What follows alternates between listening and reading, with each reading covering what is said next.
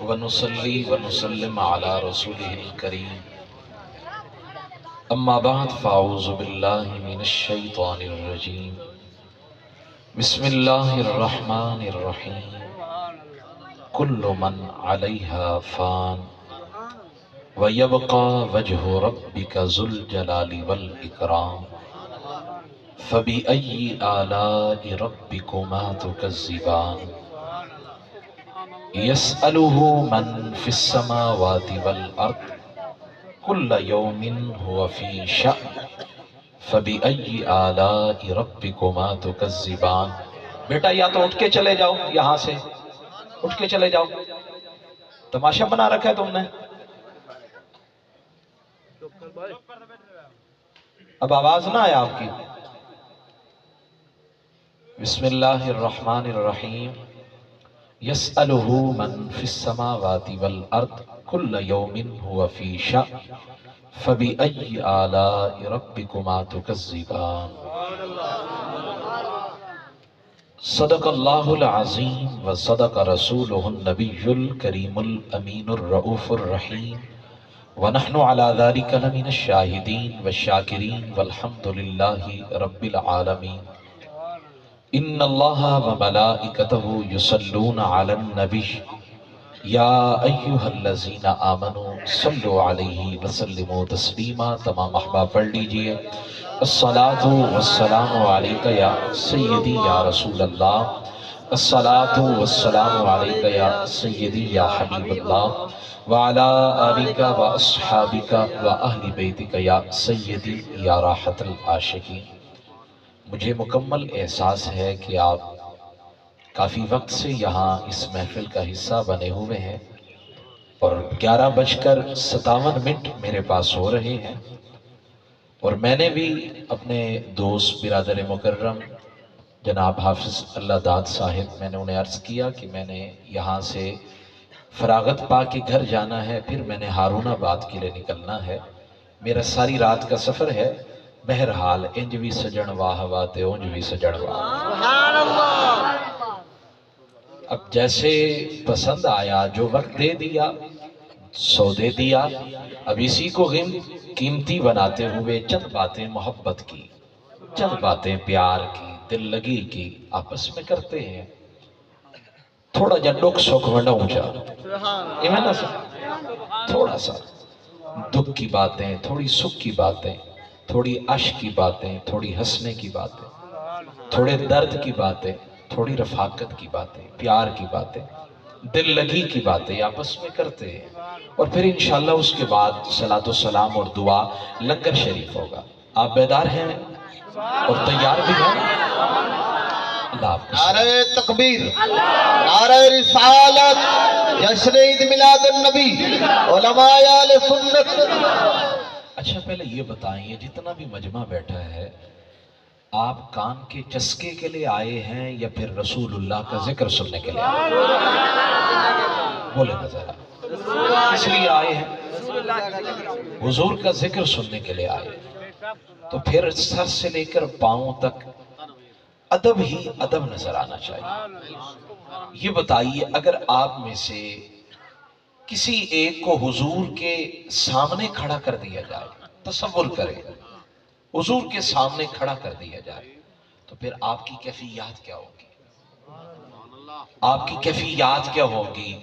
آپ ایک جج کے سامنے بھی کھڑے ہوتے ہیں تو انتہائی ادب کے ساتھ، اور حضور کی نعت پڑھنے والے پر اس نعت کا اثر نظر آنا چاہیے۔ نعت کے لفظ بتائیں کہ یہ نعت پڑھ رہا ہے، اور جو سن رہے ہیں نا، جو ماحول آج ہم نے بنایا ہے اور جو معاشرے کے اندر ہم لوگوں کو آج یہ نعت کی صورت میں جو سبق دے رہے ہیں نا، کہیں کبھی کبھی مجھے ڈر لگتا ہے کہیں سرور کائنات صلی اللہ علیہ وآلہ وسلم ہم سے روٹھ نہ جائیں، ناراض نہ ہو جائیں۔ جو نعت کا کلچر ہم نے اپنایا ہے نا، اگر آپ پیچھے پلٹ کے دیکھیں نا، بریلی کے تاجدار امام اہل سنت شاہ امام احمد رضا خان محدث بریلی رحمت اللہ علیہ، آپ کے ہاں یہ کلچر نہیں تھا۔ یہ طریقہ نہیں تھا. نعت پڑھنا گویا کہ تلوار پہ چلنے کے مترادف ہے. نعت پڑھنا جو ہے یہ اگر بڑھا دیا تو پھر بھی کچھ نہیں بچا، اور اگر گھٹا دیا تو پھر بھی کچھ نہیں بچا، بچتا ہی کچھ نہیں. اب توازن کے ساتھ حضور کے تصور کو، سراپا کو سامنے رکھ کر نعت پڑھنا اس کو کہتے ہیں. حضور کے عشق میں جھوم کر پڑھنا نعت اس کو کہتے ہیں. اور حضور کے ہجر میں آنسو بہانا نعت اس کو کہتے ہیں. اور حضور کے روضے انور کی جالی کو سامنے رکھنا اور پھر درد بیان کرنا نعت اس کو کہتے ہیں. اور مجھے ابھی ایک صاحب آئے مجھے موبائل پر نا، وہ ایک سوال دکھا کے گئے، اور میں واللہ باللہ سمت اللہ میرا مزاج ہی نہیں ہے کسی کو یوں گرانا یا کسی کو چھیڑنا، لیکن اگر بات سوال کی ہو تو جواب دینا بھی تو ضروری بنتا ہے. تو جواب دے رہا ہوں، اور جواب یہی ہے کہ آپ لوگوں کو پیروں پہ کھڑا کر کے سبحان اللہ مت کہلوائیں. آپ اتنا اچھا پڑھیں کہ وہ خود سبحان اللہ کہیں، آپ کو کہنا ہی نہ پڑے. آپ اتنے سونے انداز میں حضور کی نعت پڑھیں، اور آپ پڑھ رہے ہیں حضور کی نعت تو پھر لگنا بھی تو چاہیے. آپ کے اعضاء سے، آپ کے جوارے سے، آپ کے حرکات و سکنات سے پتہ بھی تو لگنا چاہیے نا یہ حضور کی نعت پڑھ رہا ہے. اب سنیے، دل تھام کر سنیے، توجہ ہے نا آپ حضرات. امام بخاری نے صحیح بخاری میں لکھا، اس حدیث پاک کو رقم کیا. امام بخاری فرماتے ہیں کہ میرے حضور نے ایک شخص کو دیکھا، وہ کلمہ بھی پڑھتا تھا، میرے نبی کا صحابی بھی تھا، یا کچھ بھی کہہ لیں حضور کا کلمہ پڑھتا تھا، لیکن مصلی امامت پہ کھڑے ہو کر اس نے صحابہ کو نماز پڑھائی. اور جب نماز پڑھا لی نا تو حضور کی نظر تھی، اس نے کعبہ کی طرف رخ کر کے تھوک ڈالی. کعبہ کی طرف یوں رخ کر کے کعبہ کی سمت کی طرف اس نے تھوک ڈالا. بس میرے حضور صلی اللہ علیہ وآلہ وسلم نے صحابہ کو بلا کے فرمایا آج کے بعد اس کو مصلی پہ نہیں کھڑے ہونے دینا، آج کے بعد اس کو مصلی پہ نہیں کھڑے ہونے دینا، یہ مصلی کے قابل نہیں ہے. جو کعبے کی حرمت کو نہیں سمجھتا ہے وہ مصلی کی عظمت کو کیسے سمجھے گا. اپنا مزاج بنائیں. صرف نعت کان کے چسکے کے لیے نہیں سنے، نعت سنیں اس لیے تاکہ کبھی نعت والے ہمارے گھر میں بھی تشریف لائیں، کبھی نعت والے کرم بھی فرمائیں، مہربانی بھی فرمائیں. پہلے جب نعتیں پڑھی جاتی تھی تو پھر وجدانی کیفیتیں ہوتی تھی. پہلے جب نعتیں پڑھی جاتی تھی تو پھر آنکھوں سے اشک بہتے تھے. اور اب تو کچھ ماحول ہی کچھ اور بن گیا ہے. لگتا ہے کہ ہم کہیں اور بیٹھے ہیں، حضور کی محفل میں، حضور کے ذکر کی محفل میں بیٹھے ہیں. صحابہ پر تو یوں اگر فرماتے ہیں کہ اگر یوں لگتا تھا کہ جیسے ان کے سروں پہ پرندے بیٹھے ہیں، اتنے ادب کے ساتھ بیٹھتے تھے. اور ہمیں نعت خانوں سے دین نہیں لینا ہے، ہمیں دین لینا ہی ہے تو علماء سے لینا ہے. ہم نے دین نعت خانوں سے نہیں لینا ہے، ہم نے دین کن سے لینا ہے؟ علماء سے لینا ہے. اور علماء تمہیں بتاتے ہیں. اور میں ایک اور بات بھی عرض کرتا جاؤں، برسبیل تذکرہ بات چل پڑی ہے تو ناراض مت ہوئیے گا. کچھ باتیں ضروری بھی ہوتی ہیں، کڑوی بھی ہوتی ہیں، لیکن سننی پڑتی ہیں تو سنیں. پھر یہ نعت کے ساتھ جو ذکر ہو رہا تھا، کیا یہ علماء نے فتویٰ نہیں دیا کہ یہ جائز نہیں ہے؟ تو پھر ہم نے کیا کیا ہے؟ روکا کیوں نہیں جاتا؟ سمجھایا کیوں نہیں جاتا؟ وہ بھائی نعت کے ساتھ لفظ اللہ، اس میں جلالت کو سمجھنا کہ آپ اس کو جو ہے وہ نعت کے ساتھ ساز بنا کر یا کسی اور صورت میں آپ یوز کر رہے ہیں، استعمال کر رہے ہیں، یہ اس میں جلالت ہے. اور جب اس کو تلفظ کی صورت میں ادا کیا جا رہا ہے تو اس کی ادائیگی درست نہیں ہو رہی. لفظ اللہ سمجھ نہیں آتا کہ کیسے پڑھا جا رہا ہے. نعت مقصود ہے لیکن لفظ اللہ کو یوز کیا جا رہا ہے، استعمال کیا جا رہا ہے. مجھے بتائیں یہ لفظ اللہ کی شان کے لائق ہے؟ بولے نا ذرا.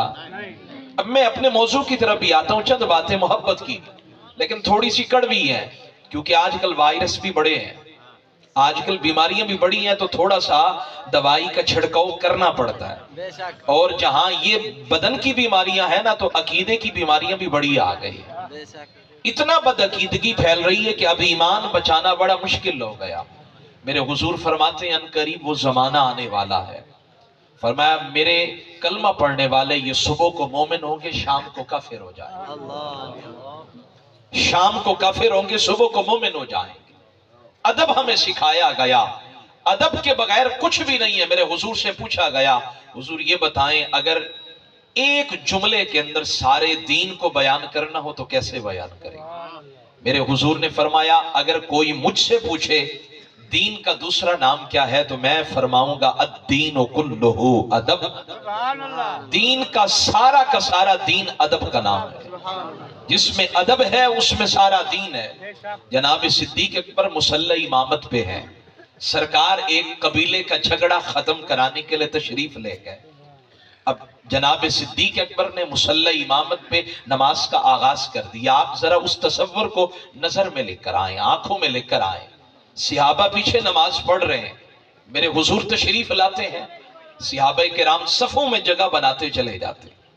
हालांकि जो नमाजी पीछे आता है तो उसको अगली सफ में खड़ा होना चाहिए या पिछली सफ में? जहां गुंजाइश है, जगह है, वहां खड़ा होना चाहिए।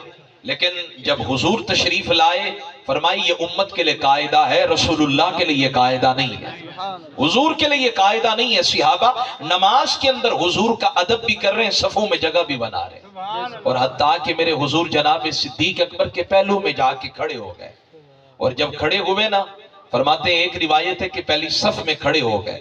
और जब खड़े हो गए तो फसफ़क़न नास, फरमाते हैं सिहाबा ने क्या किया, तस्फीक शुरू कर दी, यूं हाथ पे हाथ मारना शुरू कर दिया। और जनाब सिद्दीक अकबर जब नमाज पढ़ाया करते तो तवज्जो दाएं बाएं नहीं होती थी। अब जब सिहाबा की आवाज ज्यादा बुलंद हुई ना तो जनाब सिद्दीक अकबर ने गोशाए चश्म के साथ देखा तो देखा पीछे तो हुजूर खड़े हैं। अब जनाब सिद्दीक अकबर पीछे आने लगे। अब जरा दिल थाम कर सुनिएगा, नमाज भी हो और नमाज के अंदर अदब ना हो तो नमाज भी किसी काम की नहीं है। नमाज हो और नमाज के अंदर अदब मुस्तफा ना हो तो नमाज भी किसी काम की नहीं है। सारी जिंदगी सजदे करते रहे और जिसके सदके में सजदे मिले हैं उसे ही फरामोश कर बैठे। ओ यार, रब हुजूर को छोड़कर रब तक पहुंचना चाहते हो? और मैं दोपहर में बयान कर रहा था कि अगर अल्लाह तक पहुंचना है, रब ने हुजूर के वसीले के बगैर हमें कुछ नहीं दिया। जब रब होकर नबी के वसीले के बगैर उम्मत को कुछ नहीं दे रहा तो फिर ये अदना सा उम्मती नबी का वसीला निकाल कर रब तक डायरेक्ट कैसे पहुंचना चाहता है? जनाब सिद्दीक अकबर ने हद कर दी। और मेरा जी चाहता है कि काश मुझे अल्लाह ये तौफीक दे कि मैं तुम्हें दिल निकाल कर दिखाऊं, ये लफ्ज बयान कैसे करूं और इन नौजवानों को समझाऊं कैसे। जब कोई मिंबर पे आए, नात ऊंचे अंदाज में पढ़ने लगे तो उसे अदब से कहो। जैसे नात पढ़ने का तरीका वैसे पढ़ो, हम वैसे सुनेंगे। जैसे हसन बिन साबित ने नात पढ़ी है और सरकार ने नात सुनी है, वैसे पढ़ो, फिर देखो हम सुनते कैसे हैं। समझ आई है मेरी बात? अब आए, तवज्जो फरमाएं। फरमाते हुजूर पहली सफ में है। सिहाबा ने जब यूं आवाज निकाली ना तो जनाब सिद्दीक अकबर ने गोशाए चश्म के साथ हुजूर को देखा तो कदम पीछे हटने लगे। मेरे हुजूर ने फरमाया ठहर जाओ, नमाज पढ़ाओ ना। इशारा किया, फरमाया पढ़ाओ नमाज। लेकिन जनाब सिद्दीक अकबर ने यूं दोनों हाथों को उठा दिया, नमाज के अंदर उठा दिया और उठाने के बाद पिछली सफ में आ गए। हुजूर मुसल्ले पे चले गए। हुजूर ने नमाज मुकम्मल की। फिर फरमाने लगे, ए अबू बकर, क्या वजह थी? जब तुम इमाम थे तो फिर तुमने नमाज के अंदर पीछे आने की ये जसारत क्यों कर की? तो जनाब सिद्दीक कहने लगे, माँ काना लिबनी अबी कुहाफा अन युसल्लिया बैन यदै रसूलिल्लाह। हुजूर अबू कुहाफा के बेटे की जुर्रत है कि हुजूर पीछे खड़े हो और मैं मुसल्ला इमामत पे खड़ा हो जाऊं। जब आप इमामुल अंबिया हैं, सिहाबा ने नमाज में अदब करके बता दिया कि नमाज तभी नमाज होगी जब मुस्तफा का अदब होगा। सुभान अल्लाह, नारे तकबीर, नारे रिसालत, अज़मत मुस्तफा। शौको नियाज अज्ज के सांचे में डल के आ, ये कूचा हबीब है पलकों के बल चल के आ। और ये मेरा पैगाम है, तवज्जो के साथ समात कीजिएगा। बेदार बैठे हैं ना आप हज़रात? नाराज तो नहीं बैठे हैं? कुछ कड़वी बातें, कुछ दिल लगी की बातें, लेकिन तवज्जो के साथ मैंने आपके सामने कुरान पाक की 2-3 आयात पढ़ी हैं। मैं मुख्तसर मफहूम पेश करता हूँ। मेरा रब फरमाता कुल्लु मन अलैहा फ़ान, फरमा सारी कायनात फना हो जाएगी, सब कुछ बिखर जाएगा, टूट जाएगा। ये तुम्हें हसीन इमारतें नजर आ रही हैं, ये बस्तियां आबाद हैं, ये शहर आबाद हैं, یہ رنگا رنگ خوبصورت نظارے نظر آ رہے ہیں، کہیں بڑی عمارتیں، کہیں پست عمارتیں، کہیں جوانی ہے، کہیں بڑھاپا ہے، کہیں بیماریاں ہیں تو کہیں صحت ہے، کہیں خوشیاں ہیں تو کہیں صفے ماتم بچھی ہے۔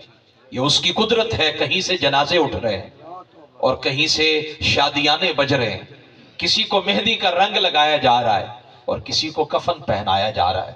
یا اللہ تیری قدرتیں عجیب ہے۔ فرما کل من علیہا فان، کائنات کے حسن کو دیکھ کر یہ غلط فہمی کا شکار نہ ہو جانا، ان قریب یہ سارا کچھ ختم ہو جائے گا، فنا ہو جائے گا، ختم ہو جائے گا۔ کل شیء ہالک الا وجہہ، کچھ بھی باقی نہیں رہے گا۔ تو پھر یا اللہ بچے گا کیا؟ فرما وَيَبْقَى وَجْهُ رَبِّكَ ذُو الْجَلَالِ وَالْإِكْرَامِ، یا رب کا ذکر باقی رہے گا یا مصطفیٰ کا ذکر باقی؟ سب کچھ فنا ہو جائے گا، کچھ بھی باقی نہیں رہے گا۔ فرمایا وَيَبْقَى وَجْهُ رَبِّكَ ذُو الْجَلَالِ وَالْإِكْرَامِ، اور پھر ہم نے تمہیں ایک زندگی کی نعمت عطا کی ہے۔ اب بتاؤ نا ذرا، تم نے اس زندگی کی قدر بھی کی ہے یا نہیں کی؟ اب میں آپ سے پوچھتا ہوں، کسی بھی چیز کو بنانے میں کتنا وقت لگتا ہے، لیکن اگر اسی چیز کو بگاڑنا ہو تو پھر کتنا وقت لگتا ہے؟ آپ مجھے بتائیں، آج کے دور کے اندر ایک گھر بنانا کتنا مشکل ہے، اور ایک گھر کو بنانے کے لیے تکالیف کے دریا عبور کرنے پڑتے ہیں۔ ایک چھت ہو، ایک گھر ہو جس میں میرے بچے سکون سے رہیں، میرے سارے ارمان پورے ہوں، میں اپنے بچوں کی ساری ضروریات کو پورا کر سکوں، ایک بوڑھے بابا کی یہ تمنا ہوتی ہے، آرزو ہوتی ہے۔ لیکن ایک گھر بنانے پر نا بعض دفعہ تو بدن کے کپڑے بھی لگ جاتے ہیں، جسم کے کپڑے بھی لگ جاتے ہیں، زمینیں لگ جاتی ہیں گھر بنانے میں۔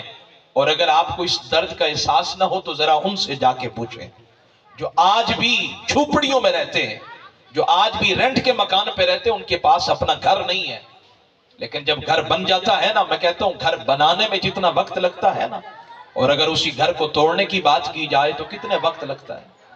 بنانے میں وقت لگتا ہے لیکن توڑنے میں وقت، توجہ میری طرف، گھر بنانے میں وقت لگتا ہے لیکن توڑنے میں، عمارت کھڑی ہے اس کو بنایا جائے وقت لگتا ہے، لیکن اگر اس کو توڑا جائے تو پھر کتنا وقت لگتا ہے؟ میں آپ سے پوچھتا ہوں، عزت کمانی پڑتی ہے، عزت بنانی پڑتی ہے، اور عزت بنانے کے لیے کتنی زندگی لگتی ہے، سالوں کے سال لگ جاتے ہیں عزت بنانے کے لیے، لیکن ایک چھینٹا اڑتا ہے ساری عزت ختم ہو جاتی ہے۔ ایک بندہ اٹھ کے کھڑا ہوتا ہے بڑی محفل میں، کہتا ہے یار یہ بندہ ایسا ہے، اور کوئی یہ بات بھی خیال نہیں کرتا کہ مجھے تحقیق بھی کرنی چاہیے یا نہیں، مجھے ذرا جا کر آگے جا کر پوچھنا بھی چاہیے یا نہیں، وہ بندہ بھی آگے بات کر دیتا ہے، اس بندے کی عزت باقی نہیں رہتی۔ میں کہتا ہوں ذرا مجھے بتائیں، دل پہ ہاتھ رکھ کے، اگر کسی کا اعتماد جیتنا ہو تو ساری زندگی لگ جاتی ہے، کتنے پاپڑ بیلنے پڑتے ہیں اعتماد حاصل کرنے کے لیے، لیکن اس اعتماد کی عمارت کو گرانے کے لیے ایک چھوٹا سا عمل ہی کافی ہوتا ہے۔ اب آئے نا ذرا، میلاد سننے آئے ہیں نا، تو پھر میلاد والے کی سیرت کو سنیں، میلاد والے کی سیرت کو سنیں، اور اپنے اندر یہ وسعت، یہ گنجائش پیدا کریں کہ صرف کان کے چسکے کے لیے نہ آیا کریں، بلکہ میلاد والے کی سیرت پر عمل کرنے آیا کریں، اور میلاد والے سے کچھ لنگر لینے آیا کریں۔ اور یہ میں پیغام سنا رہا ہوں، لوہے دل پہ نقش کر کے جائیے گا، خدا را ہاتھ باندھ کے عرض کر رہا ہوں، جو تھک گئے ہیں وہ جا سکتے ہیں، لیکن جو بیدار بیٹھے ہیں وہ توجہ کے ساتھ بیٹھے۔ حضرت بشر بن اقربہ الجہنی رضی اللہ تعالیٰ عنہ میرے حضور کے صحابی ہیں۔ میں نے کہا یہاں اپنوں کو کوئی، یہاں بیٹوں کو بھی لوگ ایک حد تک برداشت کرتے ہیں، اور دور والوں کو کون برداشت کرے گا؟ او بھائی، کوئی اجنبی ہے، تیسرا رشتہ دار ہے، اس کے بچوں کو کون پرواہ کرتا ہے؟ اگر کسی کا بابا انتقال کر جائے نا تو بچے، ان کا مستقبل داؤ پہ لگ جاتا ہے۔ لیکن آؤ ذرا مدینہ کی بستی میں چلتے ہیں، آؤ نا ذرا مدینۃ النبی میں چلتے ہیں، ایک عمل میرا ہے، ایک تیرا ہے، میرے بچے تو اچھا کھانا کھائیں، اور پڑوسی کے بچے بھوکے بھی رہ جائیں تو میری بلا سے رہ جائیں، میرے بچے اچھے کپڑے پہنے، لیکن اگر پڑوسی کے بچوں کے پاس عید کے دن بھی نئے کپڑے نہ ہو تو مجھے پرواہ نہیں ہے، مجھے پرواہ نہیں ہے، میرے بچے تو روزانہ ہی بڑا چھوٹا گوشت کھائیں، اور جو پڑوسی کے بچے ہیں نا وہ رات کو سوئیں بھی صحیح تو انہیں اچھی دال بھی نصیب نہ ہو، میری بلا سے نہ ہو، مجھے کیا پرواہ ہے، مجھے اپنے بچوں کی خوشی چاہیے، مجھے اپنا گھر چاہیے۔ وہ کسی نے کہا تھا کہ اپنی مٹی پہ چلنے کا سلیقہ سیکھو، سنگ مرمر پہ چلو گے تو پھسل جاؤ گے۔ آج ان کے گھر کو آگ لگی ہے تو کل تمہارے گھر کو بھی آگ لگے گی. آج اگر ان کی زندگی کا چراغ بجھ رہا ہے تو کل تمہاری زندگی کا چراغ بھی بجھے گا. اور اگر زندگی میں سکون چاہیے نا تو کسی کے آنسو پونچھ کر دیکھیں, بڑا مزہ آتا ہے. کسی کے زخموں پہ مرہم لگا کر دیکھیں, بڑا مزہ آتا ہے. اور جو بات میں عرض کر رہا ہوں نا, یہ یاد کر کے جائیے, لوہے دل پہ نقش کر کے جائیے.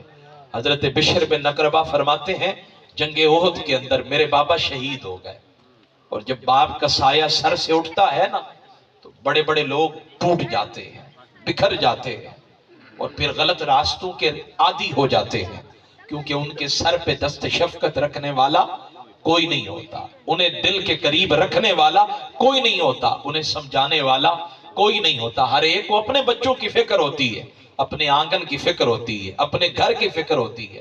حضرت بشر فرماتے میرے بابا شہید ہو گئے میدان احد کے اندر. فرماتے جب مجھے بابا کی کمی محسوس ہوئی نا, میں روتا ہوا, اشک بہاتا ہوا حضور کی بارگاہ میں آیا. جن کی تسکین سے روتے ہوئے ہنس پڑے, اس تبسم کی عادت پہ لاکھوں سلام, مصطفیٰ جان رحمت پہ لاکھوں سلام, شمع بزم ہدایت پہ لاکھوں سلام. اور جس طرف اٹھ گئی دم میں دم آ گیا, اس نگاہ عنایت پہ لاکھوں سلام. فرماتے میں روتا ہوا, حضرت بشر فرماتے جب میں حضور کی بارگاہ میں پہنچا نا تو میرے حضور نے رونے کی وجہ پوچھی. فرمانے لگے بشر روتے کیوں ہو؟ عرض کی میں روؤں نہ تو اور کیا کروں, محبوب میرے گھر کا جو سائبان تھا وہ چلا گیا, جو میری چھاؤں تھی وہ چلی گئی, جو میری امید تھی وہ چلی گئی, جو میری زندگی کا سہارا تھا وہ چلا گیا, جس نے انگلی پکڑ کے مجھے چلنا سکھایا, جس نے گود میں مجھے لوریاں سنائی, جس نے کاندھوں پہ بٹھا کے مجھے مدینہ کی گلیوں کی سیر کرائی, وہ بابا آج چلا گیا ہے. حضور اب روؤں نہ تو کیا کروں, اور مجھے پتا ہی ناسوں کی قدر آپ ہی کریں گے, کوئی اور نہیں کرے گا. میرے درد کو آپ سمجھیں گے, کوئی اور نہیں سمجھے گا.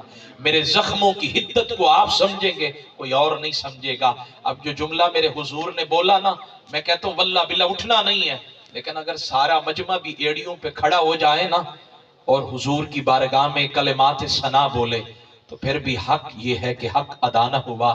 او بھائی, کون کسی کو اپنے قریب لاتا ہے, کون کسی کو اپنی چھاؤں عطا کرتا ہے. ہم یہاں پہلے سے پریشان ہیں, گھر کا نظام نہیں چل رہا, اور ادھر میرے حضور سرور کائنات نے اس بچے کو, شہید کے بچے کو نوازا کیسے.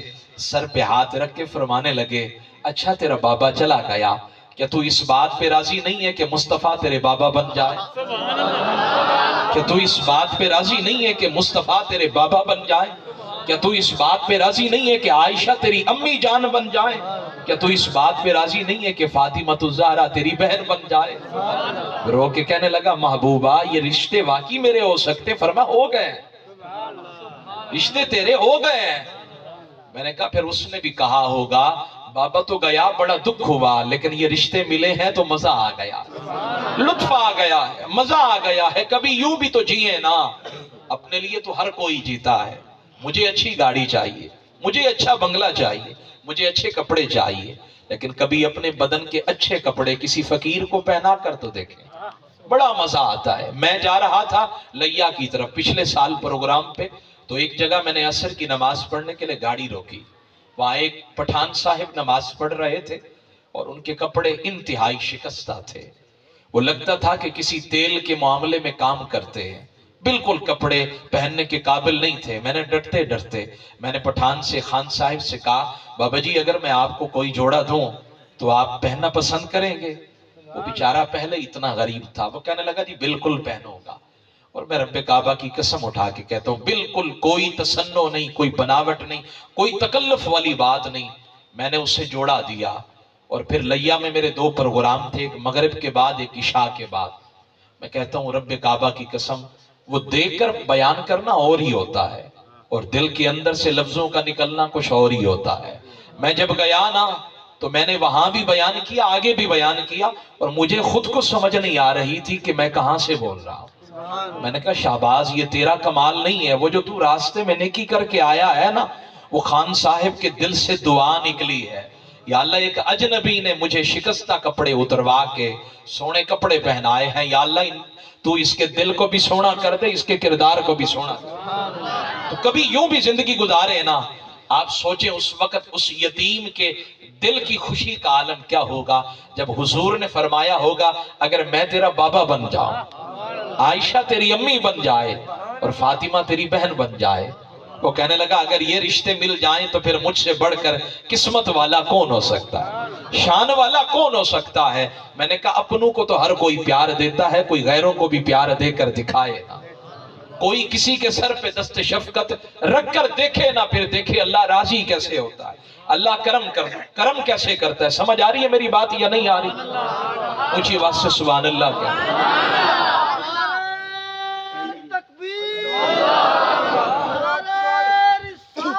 یا رسول اللہ، یا رسول اللہ،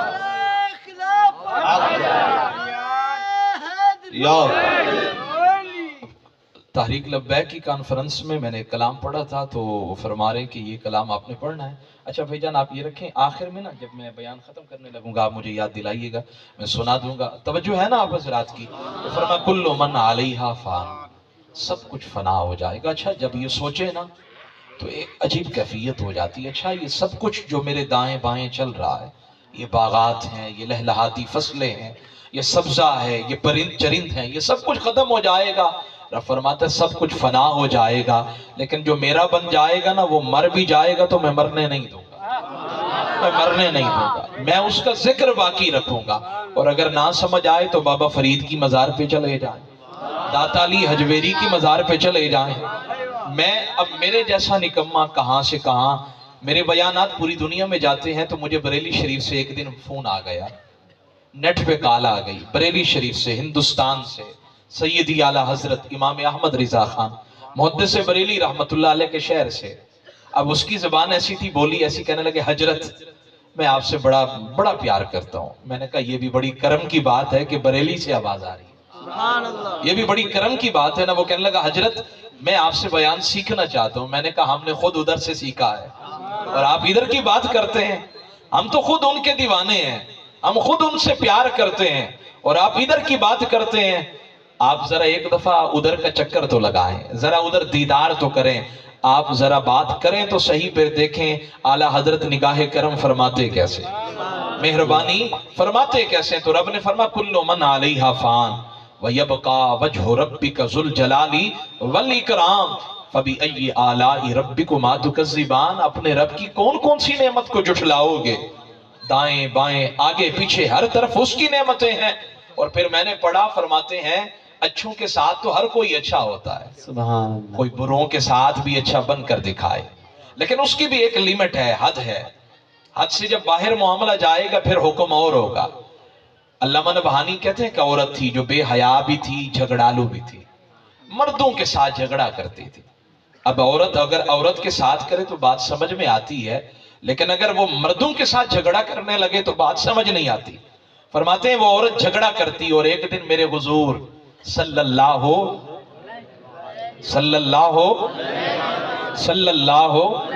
علیہ وآلہ وسلم سرید بنا کر، چوری مبارک بنا کر حضور تناول فرما رہے ہیں، سرکار سرید بنا کر تناول فرما رہے ہیں۔ ابھی پیالہ سامنے ہی پڑا تھا کہ اس مائی صاحبہ کا وہ جو جھگڑالو تھی، وہ جو بلا کا غضب کا غصہ تھا، بے حیا بھی تھی، وہ کبھی کسی کو خاطر میں نہیں لاتی تھی، وہ کبھی کسی کو سامنے دے کر جچتی نہیں تھی، دبتی نہیں تھی، بڑی سے بڑی بات منہ سے نکال دی۔ میں نے کہا یہ زبان ہے، زبان سے پہلے دانت بھی ہیں اور ہونٹ بھی ہیں، یہ دیواریں ہیں، سوچ سمجھ کے بولو، بعد میں شرمندہ نہ ہونا پڑے۔ وہ آئی نا تو کہنے لگی اطعمنی یا رسول اللہ، حضور مہربانی فرمائیں، آپ اکیلے اکیلے کھائیں گے یا پھر مجھے بھی کھلائیں گے؟ کھانا اور ہے اور کھلانا، بولے نا ذرا، کھانا اور ہے، کھانا اپنے ہاتھ کے ساتھ اور کھلانا کسی اور کے ساتھ۔ وہ کہنے لگی اتطعمنی یا رسول اللہ، حضور آپ اکیلے اکیلے کھائیں گے یا مجھے بھی کھلائیں گے؟ میرے حضور نے وہ پیالہ سامنے رکھ دیا، پتا تو حضور کو بھی تھا نا کہ یہ جھگڑالو ہے، بے حیا ہے، بڑا لڑائی جھگڑا کرتی ہے۔ حضور نے پیالہ سامنے رکھ دیا، فرمایا کھا۔ وہ کہنے لگی لا الا الذی فی فی کا، یہ نہیں کھاؤں گی، وہ جو آپ کے منہ مبارک میں ہے نا مجھے وہ چاہیے، جو آپ کے منہ مبارک میں ہے مجھے وہ چاہیے۔ میرے حضور نے منع نہیں کیا، دل نہیں توڑا، فرمایا ہم نے کبھی نہ کیا ہی نہیں ہے، کسی کو خالی لوٹایا ہی نہیں ہے، سخی کے در پہ لا ہے ہی نہیں۔ وہ ایک شاعر کہتا ہے میرے حضور نے صرف تشہد کے اندر لا کہا ہے، اشہد اللہ الہ، میرے حضور نے صرف تشہد کے اندر لا کہا ہے، باقی ساری زندگی میں کبھی لا کہا ہی نہیں ہے۔ جو بھی آتا گیا میرے حضور نوازتے گئے۔ وہ فرماتے ہیں کہ مائی صاحبہ کو میرے حضور نے وہ منہ کا اندر کا چوری مبارک کا حصہ دیا، اب اس نے کھایا، کہتے کھانے کی دیر تھی، بس پھر اس میں ایسا حیا آیا، پھر وہ ایسی حیا والی بنی کہ زندگی کے آخری دم تک وہ کبھی جھگڑی نہیں ہے، کبھی کسی سے لڑائی نہیں کی۔ میں نے کہا کیا ہوا ہے؟ کہا محبوب کے لنگر کا ایک لقمہ ہی کام کر گیا، میری بگڑی بنا گیا، میری زندگی سوار گیا، کام بن گیا۔ میں نے کہا آئے نہ ذرا، وہ ایک میرے حضور ایک درخت کے نیچے سستانے کے لیے بیٹھے۔ ابن جوزی کہتے ہیں کہ جب بیٹھے تھے تو ساتھ ہی آپ نے تلوار بھی رکھ دی، تو ایک دشمن جان کا گزر ہوا، اس نے دیکھا تو تلوار اٹھائی، کہنے لگا موقع تو ہے نا، کام تمام نہ کر دو۔ اب اس نے تلوار یوں سر پہ لے کے رکھی۔ اب آپ سوچیں کہ پسٹل آپ کی کن پٹی پہ ہو اور کوئی کہے کہ اب بتا تیرے ساتھ ایسے کروں۔ اب اس نے تلوار حضور کے سر پہ رکھ کے کہنے لگا اب بتا آپ کو مجھ سے کون بچائے گا۔ اور بھائی اس میں بڑے بڑے لوگوں کے پیتے پانی ہو جاتے ہیں، بڑے بڑے لوگوں کے اوسان خطا ہو جاتے ہیں، لیکن میرے حضور نے ٹھہرے ہوئے لہجے میں سکون کے ساتھ فرمایا اللہ۔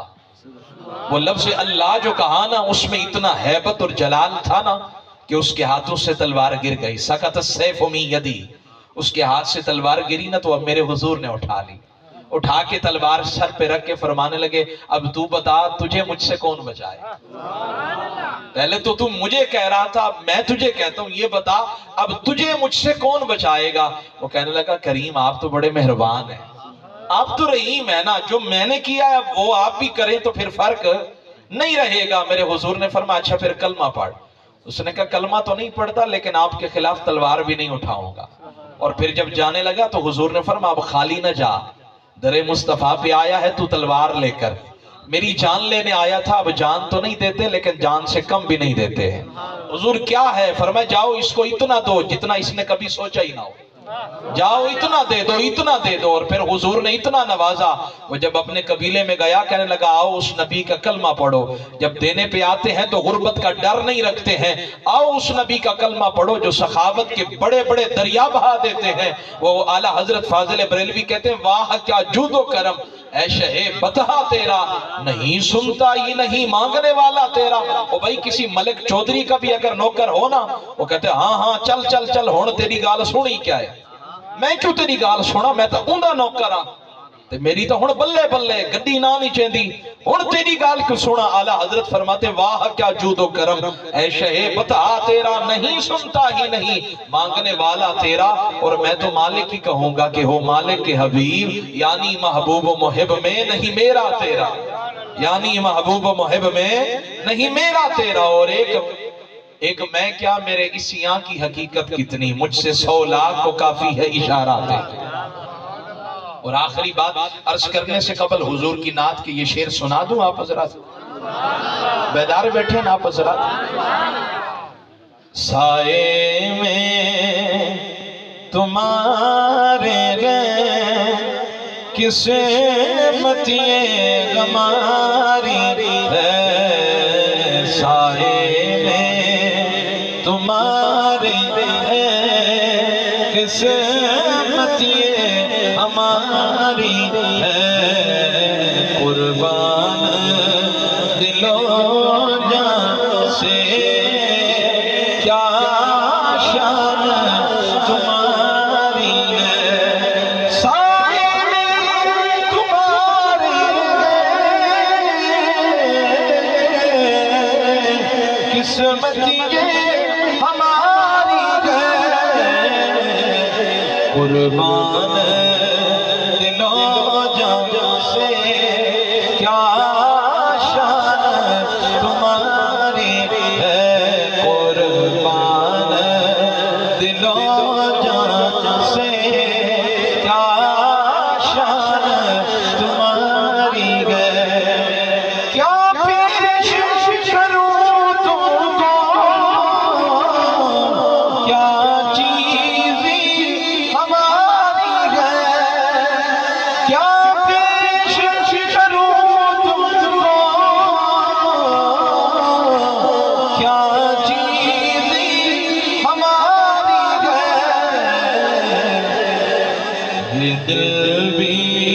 تمہارا ہے، یہ جاں بھی تمہاری ہے، دل بھی تمہارا ہے، یہ جاں بھی تمہاری ہے۔ اور آخری شعر، ہم چھوڑ کے کسی در کو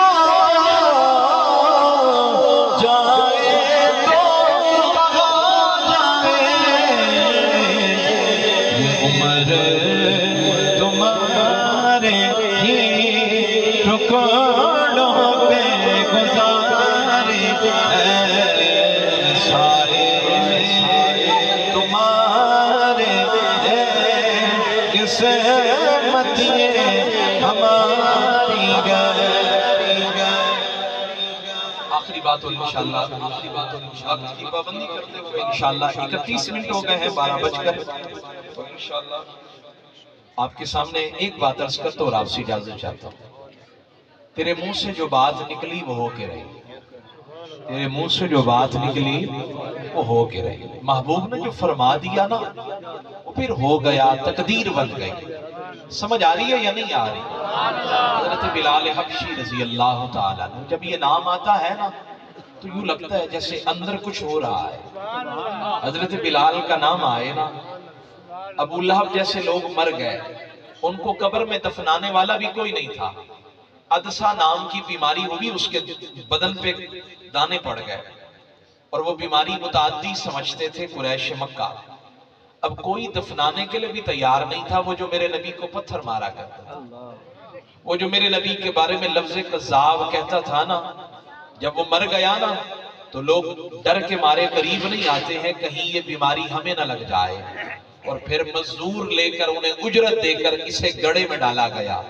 میں نے کہا ابو لہب مر گیا اور اس کا آج نام لینے والا کوئی نہیں ہے، لیکن جب بھی نام بلال آتا ہے نا تو یوں لگتا ہے جیسے نئے جذبے مل گئے، نئی جوانی آ گئی۔ بلال کا نام جو ہے یہ عزم و ہمت کا نام ہے، یہ استقلال کا نام ہے، یہ مسلسل محبت کا نام ہے، حضور کے عشق میں تڑپنے کا نام ہے، حضور کے فراق میں تڑپنے کا نام ہے۔ وہ ہمارے کسی صوفی شاعر نے کہا کہ محمد محمد کریں دے گزر گئی احد نال احمد، محمد محمد کریں دے گزر گئی احد نال احمد، ملیں دے گزر گئی۔ اور ساری زندگی حضرت بلال نے یہی کام ہی کیا ہے، حضور کا ذکر ہی کیا ہے۔ حضرت بلال فرماتے ہیں ایک صبح میں اذان دینے کے لیے آیا نا تو آپ خاموش ہو جائیں۔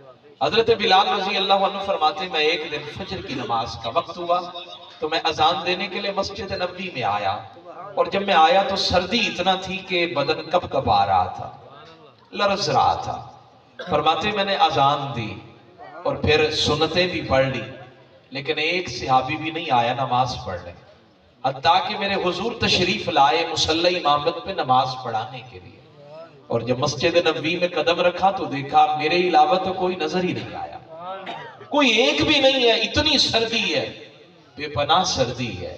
میرے حضور نے فرمایا بلال آج ان لوگوں کو کیا ہو گیا، یہ نماز پڑھنے آئے نہیں ہے؟ حضرت بلال کہتے ہیں میں نے عرض کی حسن ظن بھی تو ہونا چاہیے نا، کوئی نماز نہ پڑھنے آئے تو یہ مت کہیں کہ وہ سویا ہوا ہوگا، یہ کہہ دیں شاید کہ لگتا ہے کہ اس کے سر میں درد ہو، شاید کہ اس کو کوئی بیماری لگی ہو، کوئی کسی کے بارے میں سن لے تو کوئی نہ کوئی ایسی تعبیر جو بہترین ہو وہ کر دیا کرے، مومن کو گرایا نہ کرے، شرمندہ نہ کیا کرے۔ میرے حضور نے فرمایا بلال کیوں نہیں آیا آج یہ نماز پڑھنے؟ تو حضرت بلال نے دیکھیں تعویل کتنی حسین کی، کہنے لگے محبوب دیکھ تو آپ رہے ہیں نا سردی کتنی زیادہ ہے، تو اس سردی کی شدت نے لوگوں کو گھروں سے نکلنے نہیں دیا، بستر گرم ہے وہ تھپک تھپک کے سلا رہے ہیں، وہ کیسے آئیں حضور سردی اتنا ہے۔ اب میرے حضور کیا کرتے، میں ہوتا تو کیا کرتا، میں زیادہ سے زیادہ کیا کرتا، نماز پڑھ کے چلا جاتا، لیکن محبوب تو ساری کائنات کے مالک ہے نا۔ محبوب نے یوں دعا کے لیے ہاتھ اٹھائے، اب ذرا میری طرف دیکھیں، میری بات اختتام کو پہنچی، ہاں جی وہ اعلیٰ حضرت بولے اجابت نے جھک کر گلے سے لگایا، چلی ناز سے جب دعائے محمد، اجابت کا جوڑا عنایت کا صحرا، دلہن بن کے پلٹی دعائے محمد، خدا کی رضا چاہتے ہیں دو عالم، خدا چاہتا ہے ردائے محمد صلی اللہ علیہ وسلم۔ میرے حضور نے یوں دعا کے لیے ہاتھ اٹھائے اور دعا کیا کی ہے میرے حضور؟ کہنے لگے اللہ کی بارگاہ میں، اللہ اب اتنا بھی تو سردی نہ آئے نا کہ میرے صحابہ مسجد میں نہ آ سکے، کرم کر دے، اب اس سردی کو دور کر دے۔ حضرت بلال فرماتے ہیں چند لمحے پہلے دعائے مصطفیٰ سے پہلے سردی سے بدن کپ کپا رہا تھا، دانت بج رہے تھے، پھر اتنی گرمی بڑی کہ فاضل کپڑے اتارنے پڑ گئے، اضافی کپڑے اتارنے پڑ گئے۔ حضور نے ابھی دعا کے ہاتھ یوں چہرہ بددعا پہ پھیرے ہی تھے، دیکھا صحابہ دوڑے چلے آ رہے، دوڑے چلے آ رہے، دوڑے چلے آ رہے۔ او بھائی کیا ہو گیا؟ کہا پہلے ابھی چند لمحے پہلے سردی تھی، اب کہاں گئی ہمیں پتہ ہی نہیں ہے۔ اور امام ابن الصبا کہتے ہیں، فرمایا یہ میرے نبی کی خصوصیت ہے، میری بات ختم ہے، اس کو لوہے دل پہ نقش کر کے جائیے گا، کل اگر کوئی پوچھے تو کیا سن کے آئی یہ سنا دیجیے گا۔ انتہائی 2 جملوں کی بات ہے۔ امام ابن الصبا کہتے ہیں کہ میرے نبی کی خصوصیت ہے، آپ جس جانور پہ سواری کر لینا تو جس عمر کے پیٹے میں وہ ہوتا ہے نا، حضور جب اس پہ سوار ہو جائے نا تو اس کی کیفیت یہ رہتی ہے کہ سرکار اتر بھی جائیں نا تو وہ کبھی بوڑھا نہیں ہوتا، وہ جانور جو ہے کبھی بوڑھا نہیں ہوتا ہے۔ کیوں؟ وجہ کیا ہے؟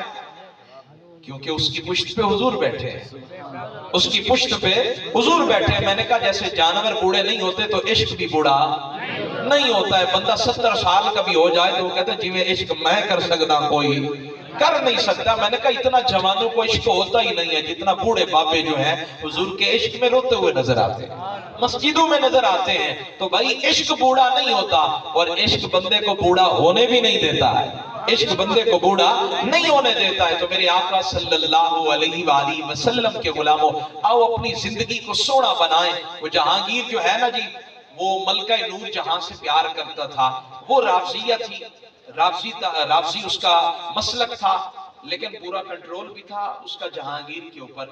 تو اس نے ایران سے ایک قاضی بلایا جس کا نام عبداللہ تھا۔ اب وہ آگرہ کا قاضی بھی بن گیا، قاضی القضات بھی بن گیا، چیف جسٹس بھی بن گیا۔ اب اس نے کتاب لکھی فارسی میں المصائب والنوائب، اس میں اس نے ایک مصرع لکھا کہ میں اپنی عمر سے بیزار ہوں کیونکہ اس کا نام عمر ہے۔ اس نے حضرت عمر کی بے ادبی کی، جہانگیر کو پتا چلا، اس نے بلا لیا۔ اب وہ رافضی عبداللہ یہ سمجھنے لگا کہ نور جہاں مجھے بچا لے گی، لیکن آئیے سنیے، جب جہانگیر کے سامنے آیا نا تو جہانگیر نے کہا بتاؤ یہ تم نے یہ مصرع کہا ہے؟ اس نے کہا کہ اب کھل کے آنے کا وقت ہے، ملکہ نور جہاں مجھے بچائے گی۔ اس نے کہا جی میں شیعہ ہوں، رافضی ہوں، میرا عقیدہ یہ ہے کہ میں عمر کو نہیں مانتا۔ حضرت جہانگیر نے تلوار نکالی، گردن پہ رکھی، کہنے لگے اگر تو اپنی عمر سے اتنا ہی بیدار ہے تو پھر تیرا سر دھڑ سے جدا نہ کر دیں۔ پیچھے سے ملکہ نور جہاں نے دامن پکڑا، کہنے لگی چھوڑ دیں۔ آگے سے جہانگیر نے پتہ کیا کہا، کہنے لگے جان من جان دادا ایمان دادا، جان من تجھے جان دی ہے ایمان نہیں دیا ہے۔ یہ کیا مطلب ہوا کہ کوئی عمر کی بات کرے گا اور جہانگیر اسے چھوڑ دے گا، گردن کاٹ کے رکھ دے گا۔ جان من جان دادا ایمان دادا، جان تجھے دی ہے لیکن ایمان تو مصطفیٰ کے حوالے ہے۔ یہ کیا مطلب ہوا کہ کوئی میرا بابا ہے، بیٹا ہے، کوئی حضور کے بارے میں بات کرے گا اور میں دیکھتا رہ جاؤں گا، تو تماچا کھینچ کے ماروں گا، زبان نکال لوں گا، لیکن مصطفیٰ کی گستاخی کو برداشت نہیں کروں گا۔ تو یہ ہمارے لیے سبق ہے، پیغام ہے، آئیں اپنی زندگی کو بہتر بنائیں، اپنے رویوں کو بہتر بنائیں، نمازی بن جائیں، آ جائیں سرور کائنات کی سیرت پہ، صورت کو اپنانے والے بن جائیں، حضور کی شریعت پہ عمل کرنے والے بن جائیں۔ میری دعا کو اللہ قبول فرمائے۔ آخر میں قرآن پاک کی چند آیات اور انشاءاللہ اس کے بعد جو صلاۃ و سلام کا سلسلہ ہوگا اونچی آواز سے سبحان اللہ کہہ رہے۔ اعوذ باللہ من الشیطان الرجیم، بسم اللہ الرحمن الرحیم۔ وجاءوا على قميصه بدم كذب قال بل سولت لكم أنفسكم أمرا فصبر جميل والله المستعان على ما تصفون۔ وجاءت سيارة فأرسلوا واردهم فأدلى دلوه قال يا بشرى